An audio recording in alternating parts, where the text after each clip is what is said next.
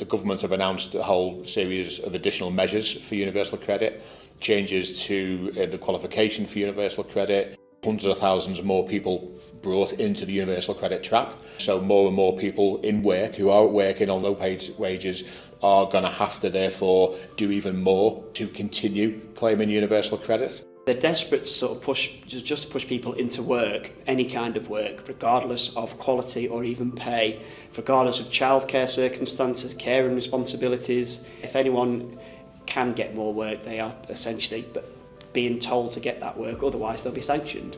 This latest iteration of reforms in universal credit is the latest in a long line of very damaging reforms which have culminated in this universal credit system. So we have to see this latest UC reform within the context of what's been a long-term decline in the welfare state and policies that are damaging to our members and to staff. The history of the government, especially the current government, is to actually drive through benefit changes, whether or not they have enough staff to implement them or not, whether or not our members are able to deliver those changes.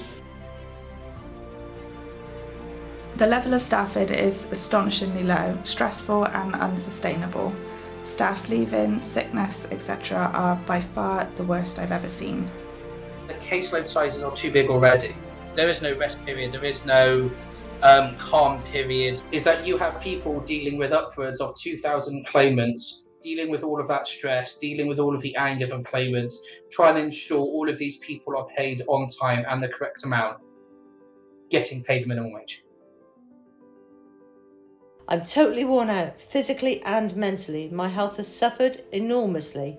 Constant pressure, poor pay and staff leaving to go to better jobs with better pay and less stress. So I've resigned. I felt I had no other option. There is an understanding in some government circles that the DWP will need more staff. It's why the department's been given authority to increase the staffing by 20,000 over the next 12 months. But that was prior to the announcement made by the Chancellor.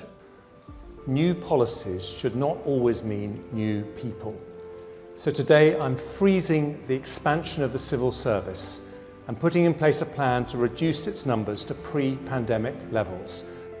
PCS members are impacted by universal credit in two ways. There's obviously the latest changes to the universal credit benefit system that our members will be expected to implement when that comes in, but also more and more now PCS members are having to claim universal credit, so frontline government employees having to claim benefit to make ends meet. The days where being a civil servant brought some respect or kudos are long gone. It's essentially a minimum wage job. You can get higher entry level wages at a supermarket with less stress. One of the sort of chronic issues within the DWP is quite simply low pay. Members are paid very poorly in that department. 35% of our members in the DWP said they were skipping meals. 8% said they used a food bank. Members who are using food banks and can't afford to pay the bills, then the strain that has on their mental health will be huge, and that has a knock-on effect on their work as well and their claimants. So that's why it's a trade union issue for us. These are hard-working people. These are people who care. These are people who are passionate. All they want is to be paid for that, paid correctly, respected by management, respected by leaders, respected by MPs, to have their autonomy, that they know how to do their job best and how to talk to their claimants the best. So we have a group of sort of short-term aims for UC, which would be about scrapping some of the very punitive measures that are involved with the universal credit, like the 2-child limit, the benefit cap, the high reduction rates for people who have to repay benefits, which all have the main impact of pushing claimants into more poverty. And then beyond that, one of the key things is the sanctions and conditionality. Sanctions does not do anything to support people back into work. Our members know that. We believe the government know that. PCS members are very, very clear though what they experienced during the pandemic when there was a pausing of all conditionality and sanctions is that they provided a much better, much fairer and more supportive service. Some of the longer term aims is our current policy is for UC to be scrapped and be replaced with a fairer system, and the key thing for us in any long term reform is that our members and claimants should be at the heart of the process of building this new system, because they're the ones who know it best. They deliver it, they use it. We've had great support from MPs, the Labour Party, SNP, Green MPs in the past, and we'll be working with them in the future.